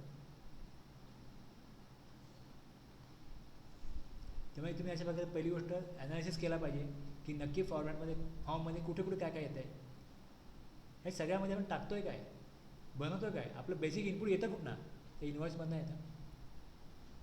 इन्व्हॉइस मला नीट समजला पाहिजे. रिसिपियंट टाईप काय, इंटरेस्टेड इंटरेस्टेड ते समजले पाहिजे. रजिस्टर आहे अनरजिस्टर आहे ते प्रॉपरली कळलं पाहिजे. टॅक्सेबल आहे नील रेट आहे ते प्रॉपरली कळलं पाहिजे. बस तुम्ही या गोष्टी समजावून घेतल्या एकदा काय तुम्हाला मग सगळा खेळ नीट समजेल. पहिले खेळाचे नियम कळले पाहिजेत, मग आपण कसंही खेळू शकतो. आपण नियम समजून घेण्याकरता एवढा वेळ लावतो आहे. अदरवाईज तुम्हाला फाईल करायचं आहे, घ्या इकडे क्लिक करा, करा अपलोड, होऊन गेलं. खेळ खेळायला काही नाही, सगळे खेळ खेळतात, पण नियम ज्यांना माहीत नाही त्यांना अडचणी निर्माण होतात. आपण काल तर बघितलं होतं, मग इतक्या सिस्टमॅटिकसाठी मी काय घेतोय, हे नोट्स मला का बनवून दिला तेवढ्या, काल जेवढा मी बनवलं असतं आजचं घेण्याची मला गरजच नव्हती ना. काय हे सगळे ऑप्शन दिलेले आहेत. तुम्ही जसं काम कराल तुम्हाला त्या ऑप्शनचा उपयोग कळत जाईल.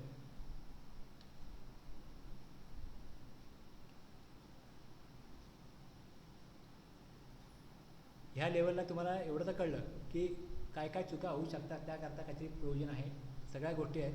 आपण चुकलो तरी हरकत नाही. काय आपण जे काम करतो, तुमचा जॉब काय आज तरी अकाउंटंटचा जॉब आहे, तुम्ही काय चुका करू शकता. आणि तुम्ही जसं पुढे इन्व्हॉइसचे प्रोविजन बघाल, आणखीन काय प्रोविजन बघाल, तुम्हाला कळेल की तुमचं जे काम आहे इन्व्हॉइस बनवणं, सप्लायरशी कॉन्टॅक्ट करणं, रिसिपियंटशी कॉन्टॅक्ट करणं, त्यांच्याकडनं वेळोवेळी कुठली डॉक्युमेंट रिक्वायर्ड आहेत ती प्रॉपरली वेळेवर घेणं, डेट कुठल्या आहेत त्या डेटच्या अगोदर कॉम्प्लाय करणं, डेटा जो आहे तो तयार करणं, तो डेटा ॲक्युरेटली तयार करणं, व्हेरीफाय करणं आणि तो पाठवणं, हे तुमचा पहिला जॉब आहे.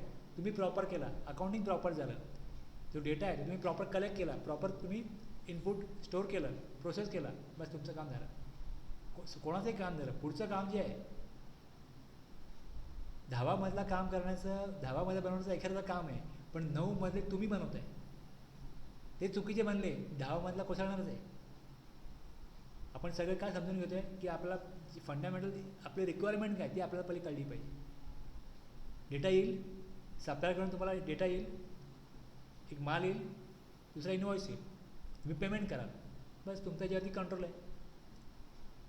आउटवर्ड सप्लाय काय तुम्हाला माहिती आहे, त्याचा रेट तुम्हाला माहिती आहे, एच.एस.एन तुम्हाला माहिती आहे, एच.एस.एनचा कन्सेप्ट तुम्हाला माहिती आहे. बस आता उरलं काम काय, फक्त तुम्ही अख्खं मंदिर तर उभं केलं, कळस फक्त दुसरीकडे दुसरा जण बघतोय, तुम्हाला कळसाचंच माहीत नाही काय. आणि तुम्हाला तर सांगतो की तुम्ही हेच बरोबर नाही केलं, तेच बरोबर नाही केलं, पण कुठल्या गोष्टी पाहिजेत हे सांगणं त्याचं काम आहे ना.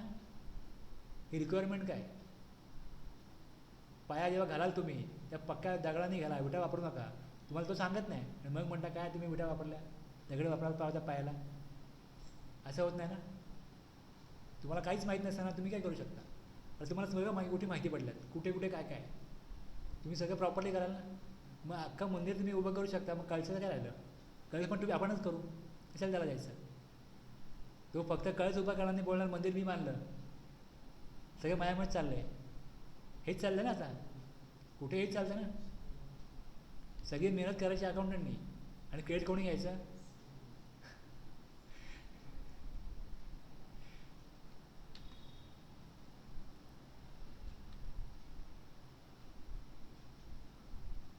हे सगळे मी स्क्रीनशॉट दिलेत, सगळी माहिती दिलेली आहे. हा जो 13वा पॉईंट आहे ना, हा आपण अपलोड करत नाही.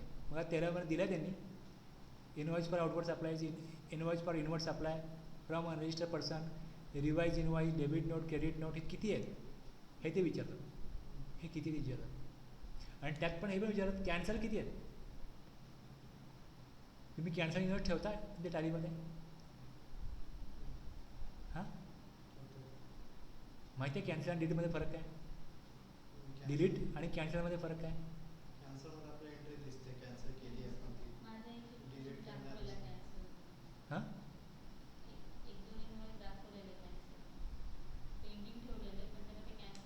हां तर समजतं ना की बरं कॅन्सल झालं. बरं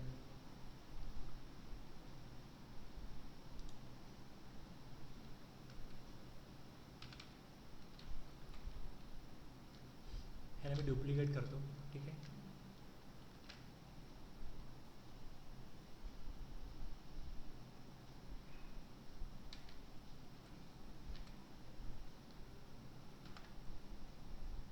अल्ट एक्स केला तर कॅन्सल होईल. अल्ट एक्सने आता तशी दिसेल, आतमध्ये कॅन्सल दिसेल. आता पुढचा इनवॉइस जेव्हा बनवू आपण तेव्हा हा आता 5वा होता, हा 6वा होता, पुढचा 7वा बनेल. डिलीट आपण केला तर ती स्पेस खाली होते. हाच फरक आहे डिलीटमधला आणि कॅन्सलमधला. त्यांना ती माहिती पाहिजे की तुम्ही मला कॅन्सलची पण माहिती द्या, किती इनवॉइस कॅन्सल केले. काय गरज आहे, ही माहिती कोण देईल? डिलिव्हरी चलन किती बनवले ते पण द्या. हे सगळ्या प्रकारची माहिती आहे, ही कोण देत नाही. 13वा कॉलम कोण भरत नाही. गव्हर्नमेंटने अजूनपर्यंत हा कॉलम भरून द्या सांगितलेलं नाही, पण आहे तो कॉलम. तुम्ही GSL 1 काढाल त्यात एवढे कॉलम आहेत. ओके. आता आपण जे बघितलं इनवॉइस वाईज डिटेल कोणाची लागेल, सगळ्या रजिस्टर्ड पर्सनची, इंटर असो इंट्रा असो. इंटरस्टेट अनरजिस्टर्ड पर्सन आहे, 2.5 लाखाहून जास्त आहे तर invoice wise. Consolidated detail of all, interstate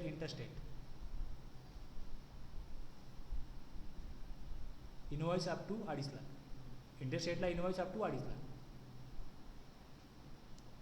dividend credit note हे सगळं कुठे येतं, कन्सिडरेटमध्ये.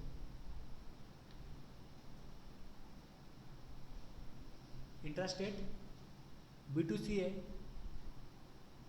Table number 7. B2B आहे इनवॉइस वाईज. B2B इंटरस्टेट आहे, रजिस्टर्ड पर्सन आहे ना, आणि अमाऊंट लेस दॅन 2.5 लाख आहे इंटरस्टेटला, तर मग इनवॉइस वाईज टेबल नंबर 5 ला, अदरवाईज टेबल नंबर 7 लाच जातं. जी मुख्य गोष्ट आहे ना ती इथे आता आली. मी तुम्हाला अगोदर अशा प्रकारचा चार्ट नव्हता दिला, 4 कॉलम दिले होते, 4 प्रकारची माहिती, तीच याद दिली. आता महत्त्वाची एवढी,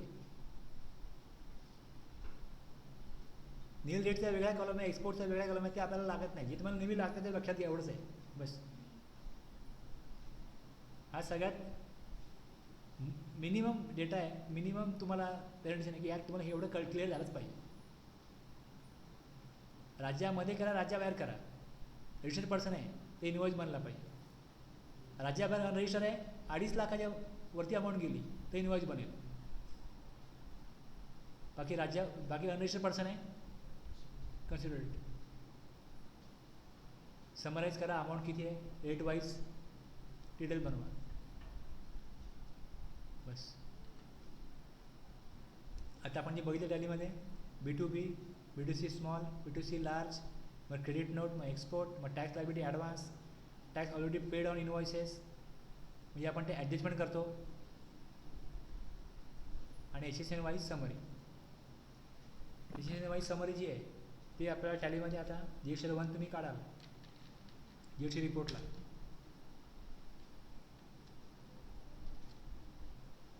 इथे खाली येतं, इथे कॉलम येतो समरीचं, 12 आणि 13 डॉक्युमेंट समरी, ही 2 कॉलम आहेत.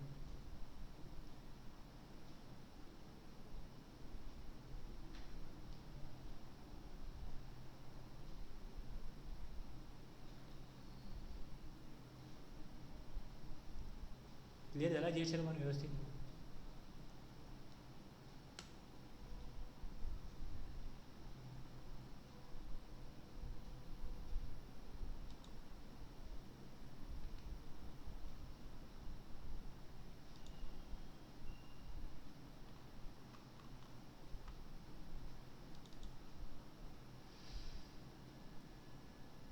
असाच फॉर्मॅट 3Bचा पण आहे, ह्याच प्रकारे 3Bचा पण फॉर्मॅट आहे. GSTR 1 मध्ये कुठल्या प्रकारचा सप्लाय असतो, इनवर्ड आउटवर्ड कुठला असतो, आउटवर्ड. हे सेल डेट काय त्याची 11 आणि IFMमध्ये 13.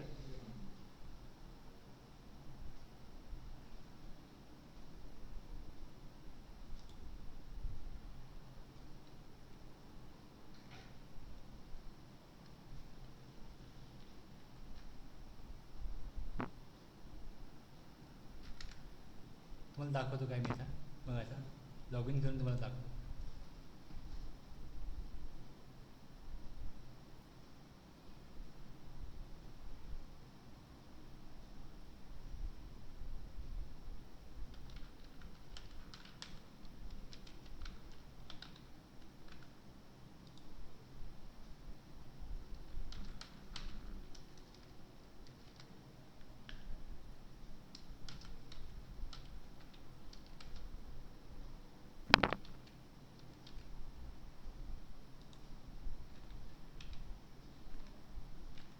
बरोबर आहे ना?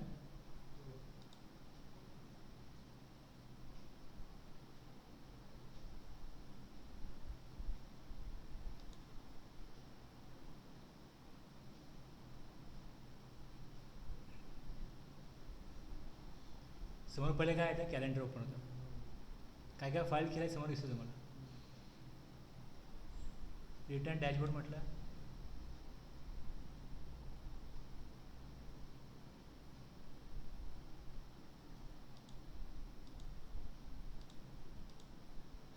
जून आहे, मे काढलं मी.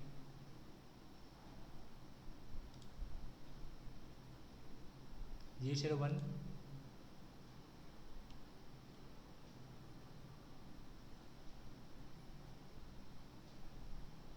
एक्सपोर्ट आहे बघा इकडे.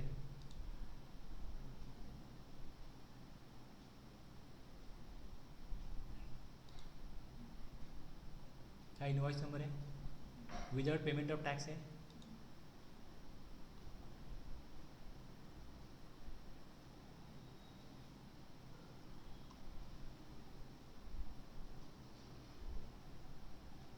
अमाऊंट येते 0% मध्ये,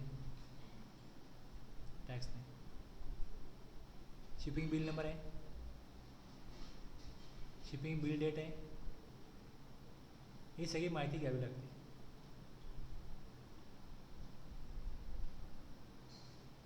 मग IFF म्हणजे काय कळलं, GST 1 IFF म्हणून वरती असली सर.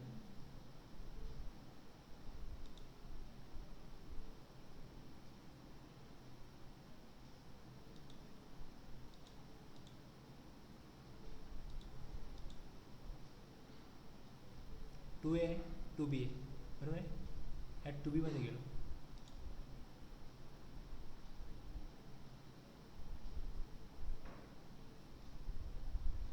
हा एक्सपोर्ट आहे, हा एक्सपोर्ट करतो, बरोबर आहे. आता एक्सपोर्ट करतो ना तुम्ही, इन्फॉर्मेशन आहे हे, त्याचे काय सप्लायर आहे, तो इथनं काय इनपुट्स घेतो, त्याची इन्फॉर्मेशन इकडे येते.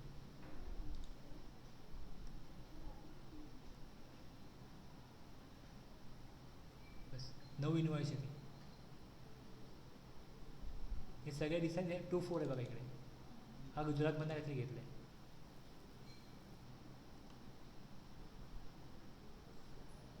त्याची या महिन्यात त्याला माहीत नसतं, त्याच्या अकाउंटला माहीत नसतं की आपलं इथे काय काम चाललं आहे.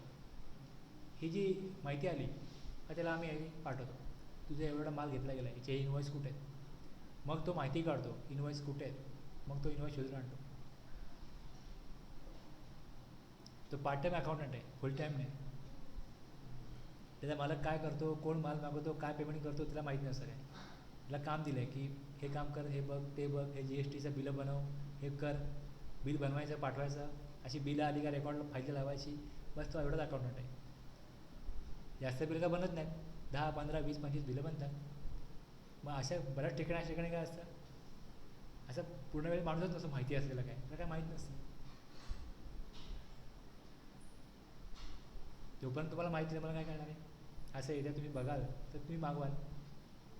आणि जर तुम्हाला कोणी कळलं पण नाही असं की असं काय असतं, तुम्हाला कळणार पण नाही ना की इन्व्हॉइस आहेत आपल्याकडे. तुमच्याकडे 9 इन्व्हॉइस येतात, तुम्ही 5 पाठवता, 4 तुम्हाला आलेले माहीत नाही, तुम्हाला ते सांगत पण नाही कोण, कसं कळणार. बऱ्याच लोकांना ही माहिती नाही आहे. आता जशी ही माहिती आहे, ही माहिती समोर आली. हा कॉलम कुठला होता, आणखीन कॉलम आहेत तिकडे.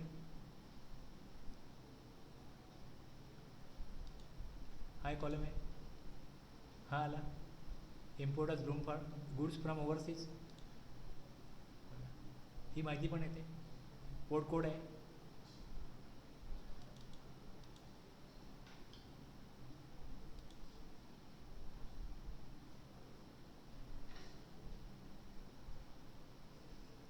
हे मी त्याला विचारलं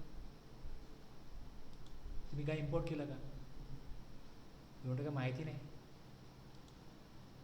इथे एवढी माहिती आली, बरोबर आहे. मी बॅक टू डॅशबोर्ड करतो, बघा आता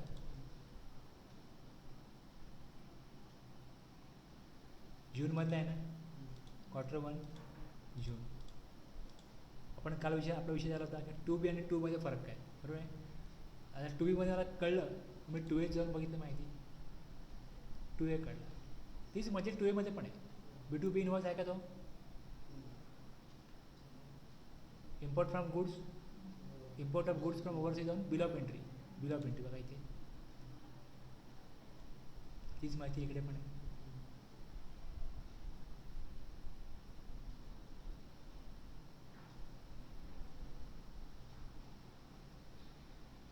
अशा प्रकारे माहिती येते.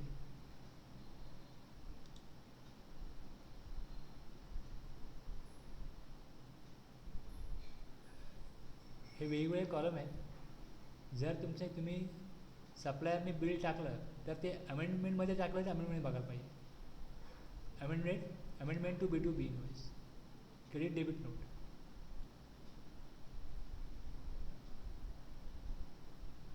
समजलं ना. आता हे कस्टममध्ये टाकलं तर इथे येणार,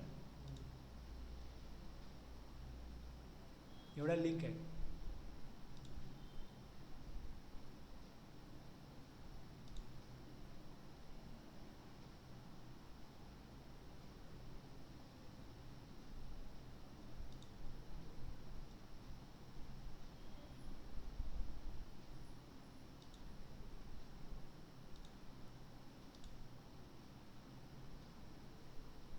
डी टाकायला दिसते ना,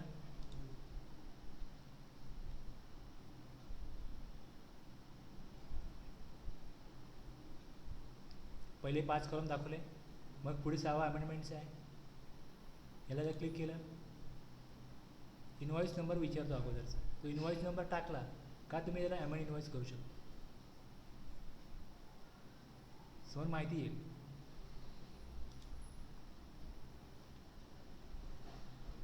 हा लार्ज आहे, अमेंडमेंट आहे. अगोदरचा इनवॉइस सांगा कुठल्या पिरियडचा, 20-21चा पण करू शकता अमेंड. काही अमेंडमेंट असेल तुम्ही पुढच्या वर्षी अप टू सप्टेंबर करू शकता. फिनान्शियल इयरमध्ये काही अशा प्रकारे अमेंडमेंट आहे, ते 6 महिने तुम्हाला दिलेत.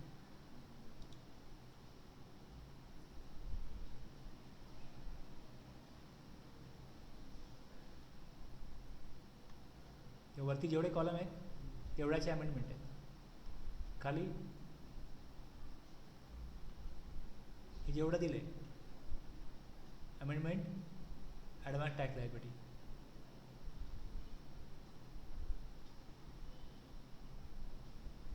कळलं. हे सगळं मी इकडे दाखवलं आहे.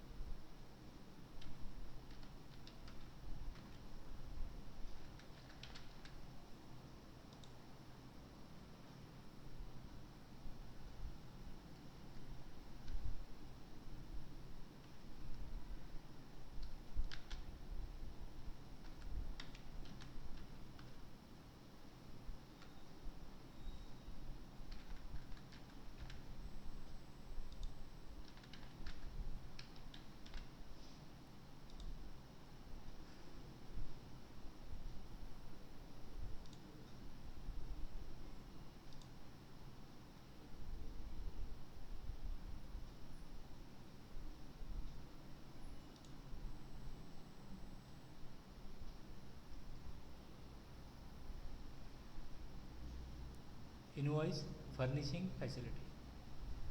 आता हा जो सप्लाय, हा जो टॅक्सेबल पर्सन आहे, याला आपण चूज केलं आहे की हा क्वार्टरली असणार आहे. तुमचं जेव्हा इयर स्टार्ट होतं ना, तेव्हा तुम्हाला पोर्टलला ऑप्शन येतो की तुम्हाला GSTR 1 3B मंथली पाहिजे का क्वार्टरली. मंथली सिलेक्ट केलं, मग तुम्हाला IFF दिसत नाही असे कुठे. आता इथे IFF आलं आहे ना, IFF. आता मी क्लिक करीन. आता इकडे जाऊन मी माहिती भरेन, इन्फॉर्मेशन. हे बघा, आवश्यक कॉलम आहेत फक्त GSTR 1 मधले आवश्यक कॉलम. बाकी तुम्ही जेव्हा क्वार्टरमध्ये जाल तेव्हा बाकीचे अमेंडमेंट करू शकता.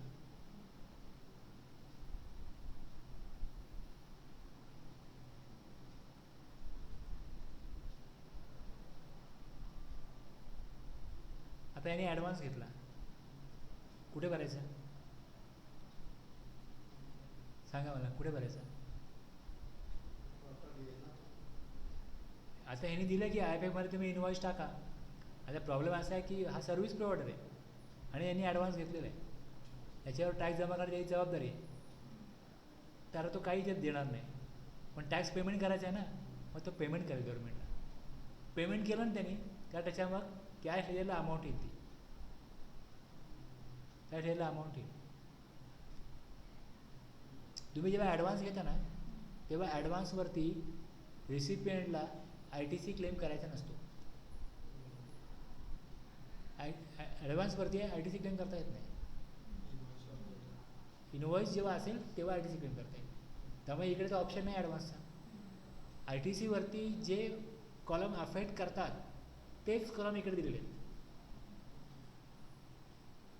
म्हणून 4च कॉलम आहे IFF मध्ये. समजलं ना काय?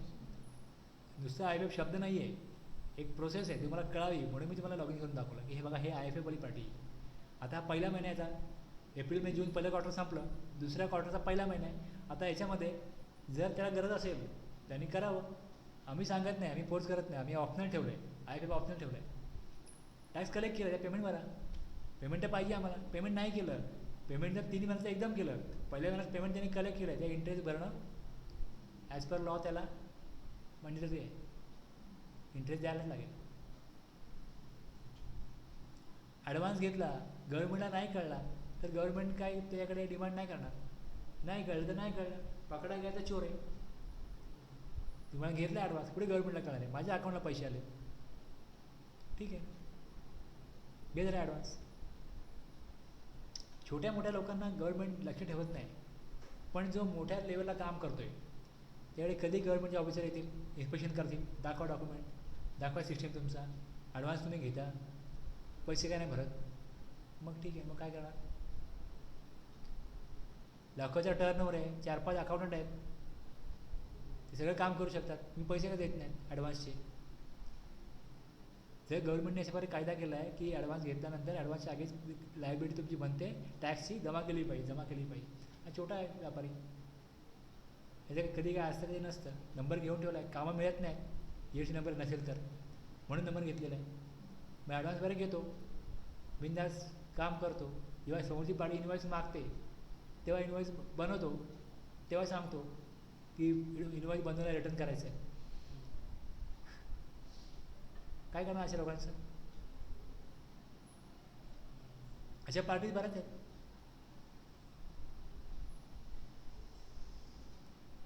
समजलं ना, हे IFF आहे. आता यायचे टाकल्यानंतर मग जेव्हा रिटर्न क्वार्टरली करेल. आता हे एवढं टाकलं याच्यामध्ये, सगळं टाकायचं आहे. असं नाही की इथे मग आपण त्याला सबमिट करत रिटर्न करत नाही, करतोच रिटर्न. फाईल रिटर्नचा ऑप्शनच आहे, IFF मध्ये रिटर्न केलं मग हा GSTR 1 सारखाच झाला ना. पण GSTR 1 सप्लाय नसेल तर तुम्हाला नील रिटर्न फाईल करावा लागतो, हा करावा लागत नाही. आता कसं आहे, त्याला सांगितलं तुझं काम असेल तर पैसे मी घेईन, नसेल तर पैसे घेणार नाही. साहजिक आहे ना, काम करणाऱ्या माणसालाही बोलणं भाग आहे. ज्या महिन्यात काही नाही त्या महिन्यात काही नाही, ज्या महिन्यात होईल त्या महिन्यात काय होईल. पेमेंट जरी आलं मग IFF मध्ये टाका आणि पेमेंट करा, मग दे 1000 रुपये, काहीतरी केलं ना मी. आता मी काहीच करत नाही, no invoice, no payment, no return, पैसे वाचले, तर माणूस खुश झाला, अरे वा. इमोशन सिस्टीम आहे आय एफ एफवाली. आपली गरज आहे तर आपण सांगू यांना, समोरच्या पार्टीला आय टी सी पाहिजे, इन्व्हॉइस टाका, पेमेंट घ्या. पेमेंट केलं, समोरून पैसे पण आले 20-25 हजार रुपये, 1000 रुपये दिले यांना, काय वाटत नाही त्याला. पण पहिले त्रास व्हायचा. रिटर्न करणारे लोक तर असं बोलत नाहीत, नील आहे तर काय नाही, 1000 रुपयाचा रेट आहे, तुम्ही करार नाही करू नका, 1000 रुपये द्या. लॉकडाऊन आहे, नील रिटर्न केली, लोकांनी 1000 रुपये घेतले, कोणाचा विचार नाही केला, बिझनेस नाही केला, काय नाही. तो म्हणतो पैसे नाही, पैसे येतील तेव्हा द्या, पण 1000 रुपये मी घेणार माझे. हाचा फायदा झाला की नाही, काय लोकांना फायदा झाला की नाही. गव्हर्नमेंटला तर पैसा हवा आहे, पण गव्हर्नमेंटला काय लोकांना सांभाळायचं पण आहे. त्यामुळे आय एफ एफमुळे काय लोक सांभाळले गेले, छोटे व्यापारी आहेत ते सांभाळले गेले, छोटे मोठे कॉन्ट्रॅक्टर आहेत त्यांना फायदा होतो. कॉन्ट्रॅक्ट नाही आहे, पेमेंट नाही आहे, कॉन्ट्रॅक्ट असेल चला ठेवा, यूसी नंबर नाही आहे तर कॉन्ट्रॅक्ट मिळत नाही. छोटे मोठे कॉन्ट्रॅक्ट मिळते, यूसी नंबर घ्यायला लागतो त्यांना.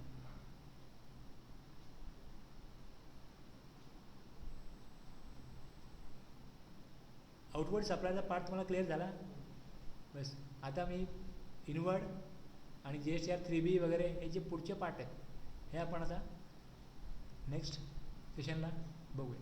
थांबूया आता.